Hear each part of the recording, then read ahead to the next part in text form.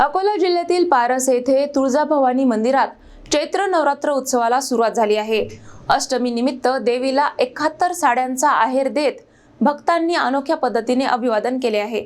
अकोला जिल्ह्यातील पारस येथे असलेल्या तुळजाभवानी मंदिरात चैत्र नवरात्र उत्सव मोठ्या भक्तिभावात साजरा केला जात आहे। प्रति तुळजापूर म्हणून ओळखल्या जाणाऱ्या या मंदिरात नवरात्र उत्सवानिमित्त विविध धार्मिक कार्यक्रमांचे आयोजन करण्यात आले आहे। अष्टमीच्या दिवशी देवीला विशेष अभिवादन करण्यात आले आहे। बीड येथील कमलाकर ढवळे आणि सुभाष पाटील या भक्तांनी देवीला 71 साड्या आणि चोळीचा आहेर अर्पण केला। चैत्र नवरात्रात देवीला माहेर वाशीन मानले जात असल्यामुळे कपड्यांचा आहेर देण्याची परंपरा पाळली जाते। मंदिरात 9 दिवस विविध धार्मिक विधी, पूजा अर्चा आणि कार्यक्रमांचे आयोजन करण्यात येत असून राज्यभरातून भाविक दर्शनासाठी मोठ्या संख्येने उपस्थित राहत आहेत। या मंदिरामुळे पारस गावाची ओळख प्रति तुळजापूर म्हणून झाली असून परिसरात भक्तिमय वातावरण दुमदुमले आहे।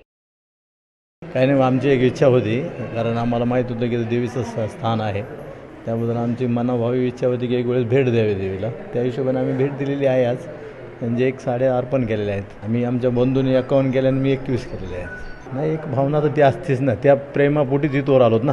आईसाठीच असतं ना काही बी करणं, कारण मनोभावी आमची इच्छा देवीबद्दल बहुत हे आहे आमची।